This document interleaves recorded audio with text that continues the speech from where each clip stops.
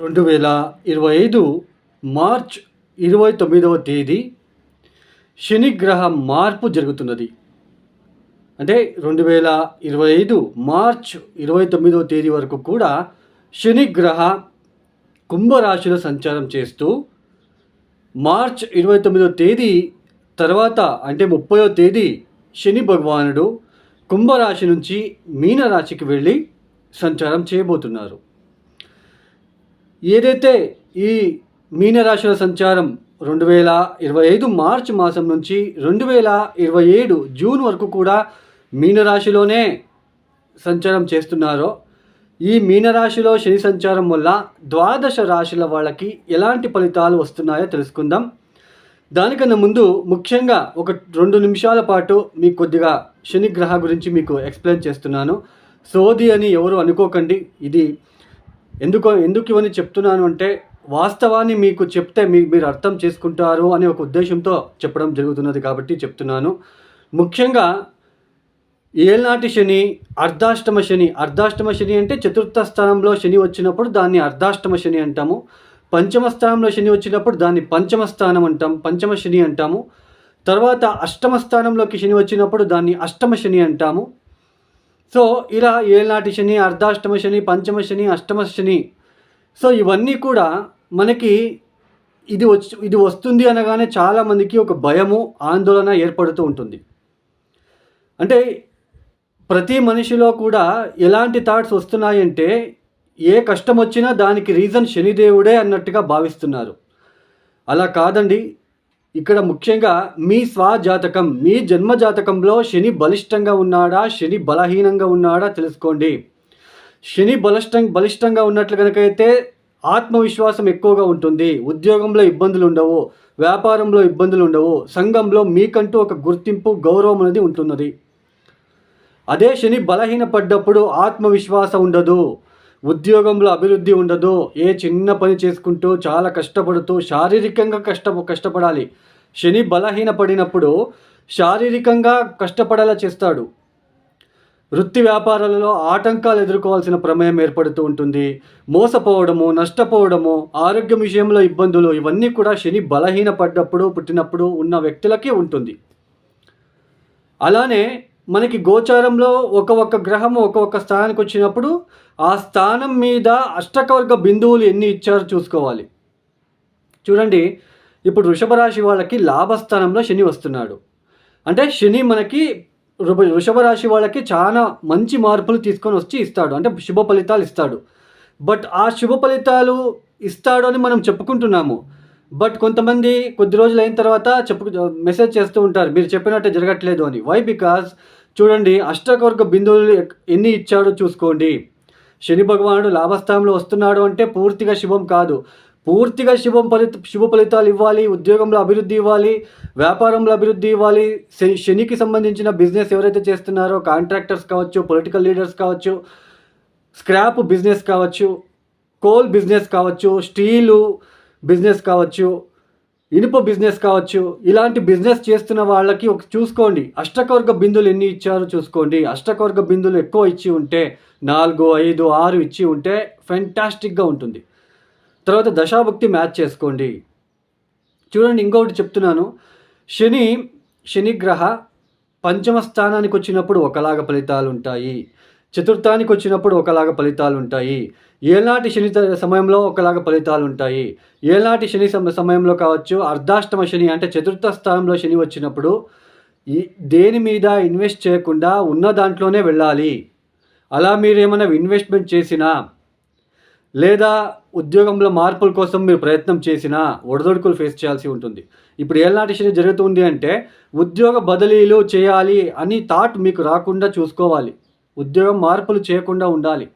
That మీకు ఇక్కడ దశాభుక్తి ఏం జరుగుతుంది అది కూడా మీరు మ్యాచ్ చేసుకోవడానికి ప్రయత్నాలు చేసుకోండి. దశాభుక్తి తర్వాత ఏళ్ళనాటి శని సమయంలో మీకు ఏ దశాభుక్తి జరుగుతున్నది ఇది కూడా మీరు చూసుకోవాలి. అష్టకవర్గ బిందువులు మ్యాచ్ చేసుకోండి. అప్పుడే మీకు అంటే ఈజీగా తెలుస్తుంది. తర్వాత చతుర్థ స్థానంలో శని వచ్చినప్పుడు ఇప్పుడు ధనుసు రాశి వాళ్ళకి చతుర్థ స్థానానికి శని వస్తున్నాడు, అర్ధాష్టమ శని. అర్ధాష్టమ శని వచ్చినప్పుడు ఏం జరుగుతుంది?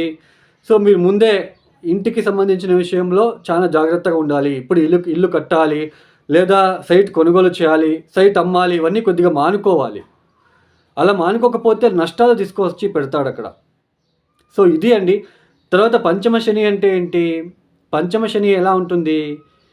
కష్టపడకుండా డబ్బులు ఈజీగా సంపాదించాలి అనే ఒక థాట్ క్రియేట్ చేసి మిమ్మల్ని అప్పుల పాలు చేసేస్తాడు. బెట్టింగ్లు కట్టడము, షేర్ మార్కెట్లో ఇన్వెస్ట్మెంట్ చేయడము, సంతానం అంటే పంచమ స్థానం అంటే ఏంటి? షేర్ మార్కెట్టు, ఈ క్రియేటివ్ థాట్స్ అని అంటాం. మన ఆలోచన విధానం ఎలా ఉంటుంది అది మనం పంచమ స్థానం నుంచి చూస్తాము. తర్వాత కొంతమంది జెలసీగా ఫీల్ అవుతూ ఉంటారు, అది కూడా పంచమ స్థానమే ఇంపార్టెంట్. తర్వాత సంతానం విషయంలో కూడా అభివృద్ధి ఉందా లేదా, సంతానం ద్వారా మనకి ప్రాఫిటబుల్గా ఉంటుందా లేదా, దాన్ని కూడా పంచమ స్థానం నుంచి చూస్తాము. ఇలా పంచమ స్థానంలో శని వచ్చినప్పుడు కష్టపడకుండా, శారీరానికి ఏది ఇబ్బంది రాకుండా మనం కూర్చొని తినాలి అనే ఒక థాట్ పుట్టిస్తాడు. బెట్టింగ్లు, షేర్ మార్కెట్లో ఇన్వెస్ట్మెంట్ చేయడము, 5 లక్షలు ఇన్వెస్ట్మెంట్ చేస్తే 10 లక్షలు వస్తుందంట, లేదా 25,000 రూపాయలు బెట్టింగ్ కడితే 50,000 వస్తుంది, 50,000 పాటు మనం కూర్చొని 5 నెలలు తినొచ్చు కదా అన్నట్టుగా క్రియేట్ అవుతుంది అక్కడ. అందుకే మనము చూసుకొని మనం వెళ్ళాలి అండి. అక్కడ పంచమస్థానంలో ఎన్ని అష్టకొర్గ బిందులు ఇచ్చాడు అది చూసుకోవాలి అండి. ఇవన్నీ మీకు చెప్తున్న ఉద్దేశం ఏంటి అంటే అర్థం అవ్వాలి, మీరు ప్రతి ఒక్కరు కూడా అర్థం చేసుకొని బాగుండాలి అనే ఒక ఉద్దేశంతో చెప్పడం జరుగుతున్నది. ఇక మనము ద్వాదశ రాశిల వాళ్ళకి వెళ్ళే ప్రయత్నం చేద్దామండి. మేషరాశి. ఈ మేషరాశి వాళ్ళకి శని భగవానుడు ప్రస్తుత కాలంలో కుంభరాశిలో సంచారం చేస్తున్నారు, అంటే లాభస్థానంలో సంచారం చేస్తున్నారు. చాలామంది అంటే మీరు చూసే ఉంటారు, చాలామంది లాభస్థానంలో సంచారం చేస్తున్నాడు కాబట్టి ఉద్యోగంలో అద్భుతంగా ఉంటుంది, బిజినెస్లో అంటే వ్యాపారంలో చాలా బాగుంటుంది, మీరు అనుకున్న పనులన్నీ కూడా కరెక్ట్గా విన్ అవుతూ వెళ్తారు, దాంట్లో విజయం అనేది వస్తుంది, విజయం ప్రాప్తిస్తుంది. తర్వాత ప్రతి పనులు కూడా మీకు మంచి గుర్తింపు వస్తుంది అనేది మనకి ఇప్పుడు చెప్పుకుంటూ ఉన్నాం. అయితే అందరికీ కూడా సేమ్గా ఉండదండి. ఎందుకంటే అష్టవర్గ బిందువులు లాభస్థానంలో వచ్చినప్పటికీ కూడా 4, 5, 6 ఇలా అష్టవర్గ బిందువులు ఇచ్చి ఉంటే మీకు మంచి రిజల్ట్ అనేది వస్తుంది. అందులోన దశాభుక్తి కూడా చూసుకోవాలి. ఇప్పుడు చిన్న ఒక ఉదాహరణ చెప్తానండి, చూడండి. ఇప్పుడు ఏంటి అంటే ఇప్పుడు మేషరాశి జాతకులకి లేదా మేష లగ్నం వాళ్ళకి ఇప్పుడు శని మహాదశ జరుగుతూ ఉంది అని పెట్టుకోండి. శని మహాదశ జరుగుతూ ఉంటుంది. శని ఇప్పుడు గోచరంలో ఎక్కడున్నాడు? మీకు పుట్టినప్పుడు ఎక్కడైనా ఉండొచ్చు, అది దానికి సంబంధం లేదు. బట్ ఇప్పుడు గోచరంలో ఎక్కడున్నాడు? లాభస్థానంలో ఉన్నాడు. లాభాధిపతి అయ్యి లాభస్థానంలో ఉన్నాడు. అష్టవర్గ బిందులు చూసుకోండి. 0, 1, 2 ఇచ్చి ఉంటే పెద్దగా లాభం ఉండదు, ఉద్యోగంలో పెద్దగా అభివృద్ధి ఉండదు, యావరేజ్గా వెళ్తూ ఉంటుంది పీరియడ్ అనేది. అదే 4, 5, 6 బిందువులు ఇచ్చి శని మహాదశ జరుగుతూ ఉంటే మంచి రిజల్ట్ అనేది వస్తుంది, వ్యాపారంలో కావచ్చు, వృత్తిలో కావచ్చు. మనం ఇలా చూసుకోవాలండి. లాభస్థానంలో శని వస్తున్నాడు అంటే మనకి మంచి ఫలితాలు వస్తాయని చెప్పగానే మనకి అందరికీ ఒకేలాగా ఫలితాలు రావండి. ఇది మీకు చిన్న ఉదాహరణ ఇవ్వాలని అనిపించి మీకు చెప్పడం జరిగింది. అయితే ఈ 2025 మార్చి 29వ తేదీ తర్వాత ఆయన వ్యయస్థానానికి వస్తున్నాడు. చూడండి, మేషరాశి వాళ్ళకి ఏళ్ళనాటి శని ప్రారంభమవుతున్నది. ఎప్పటి నుంచి? 2025 మార్చి 29వ తేదీ తర్వాత 12వ స్థానానికి వస్తున్నాడు. దశమాధిపతి మేషరాశికి ఏమవుతాడు? శని దశమాధిపతి లాభాధిపతి అయ్యి 12వ స్థానానికి వెళ్తున్నాడు. ఇప్పుడు మీ దశాభుక్తి చూసుకోవాలి. దశాభుక్తి చూసుకోండి. దశాభుక్తి ఫేవరబుల్గా ఉంటే పెద్దగా డిస్టర్బెన్సెస్ అయితే రాదు. దశాభుక్తి బాగాలేకపోతే మేషరాశి వాళ్ళకి ఈ 12వ స్థానంలో సంచారం ఏదైతే ఉందో శని సంచారము లాసెస్ తెచ్చి పెట్టడానికి అవకాశం ఉంటుంది. నష్టం అని అంటాం. అది ఏ విధమైన నష్టమైనా కావచ్చు, జాబ్ నష్టం కావచ్చు, ఆరోగ్య నష్టం కావచ్చు, ఫైనాన్షియల్ నష్టం కావచ్చు, బిజినెస్లో వ్యాపారంలో ఎక్కువ పెట్టుబడి పెట్టి నష్టాలు పోవడము. సో ఇలాంటి నష్టాలు వస్తాయండి. అంటే ఇప్పుడు ఏళ్ళనాటి శని ప్రారంభమవుతుంది కాబట్టి పెట్టుబడులు పెట్టకుండా కొద్దిగా ఆపి కొద్దిగా వెయిట్ చేయండి అని మాత్రమే చెప్పగలను నేను. తర్వాత మీ దశాభుక్తి చూసుకొని వెళ్ళండి. ఇప్పుడు 12వ స్థానంలో శని వస్తున్నాడు అంటే లాసెస్ ఇస్తాడు. అది ఫైనాన్షియల్ లాసెస్ కావచ్చు, జాబ్ లాసెస్ కావచ్చు, మీ శారీరకంగా ఎనర్జీ లాసెస్ కావచ్చు, ఇలాంటివి, లేదా కోర్టు కేసుల్లో ఏదైనా లీగల్గా ఇరుక్కుపోవడం లాంటిది, ఇలాంటివి వచ్చే సూచనలు ఉంటాయి. బట్ అష్టవర్గ బిందులు చూసుకోండి. తర్వాత 12వ స్థానంలో మేషరాశిలో పుట్టిన వాళ్ళకి 12వ స్థానంలో ఏదైనా శని గ్రహానికి శత్రుగ్రహం ఏదైతే ఉందా, అంటే కుజుడో ఏ సూర్యుడో ఏ కేతువో ఉన్నట్లు కనుకైతే నెగిటివ్ ఇంపాక్ట్ ఎక్కువగా ఉండే ఆస్కారం ఉంటుందండి ఈ సమయంలో. ఎందుకంటే శని ఆల్రెడీ వ్యయస్థానంలో ఏళ్ళనాటి శనిలో ప్రారంభం చేస్తున్నాడు, వ్యయస్థానానికి ఎంట్రీ ఇస్తున్నాడు. అలాంటి శని అక్కడ 12వ స్థానంలోకి వెళ్ళినప్పుడు లాసెస్ ఇచ్చే ఆయన మళ్ళీ అక్కడ ఏదైనా ఆయనకు శత్రుగ్రహమైన సూర్యుడో కుజుడో కేతు ఉంటే ఇంకా ఆయన డిస్టర్బెన్స్ అవుతాడు. లీగల్ ఇష్యూస్ ఇవ్వడానికి అవకాశాలు ఉంటాయి, లేదా మీరు హాస్పిటలైజేషన్ అవ్వడానికి అవకాశాలు ఉంటాయి.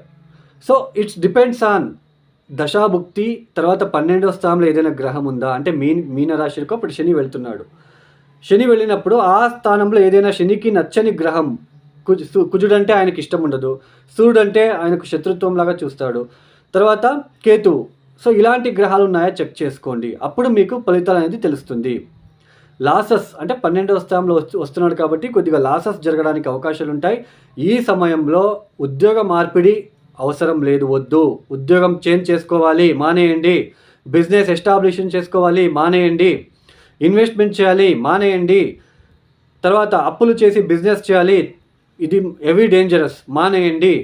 ఏదైనా ప్రాపర్టీ మీద మార్ట్గేజ్ లోన్ తీసుకొని మనము బిజినెస్ ఎస్టాబ్లిష్ చేసుకోవాలి, మానేయండి. అప్పు చేసి పెళ్ళిళ్ళు చేయాలి, ఇల్లు కట్టాలి, మానేయండి.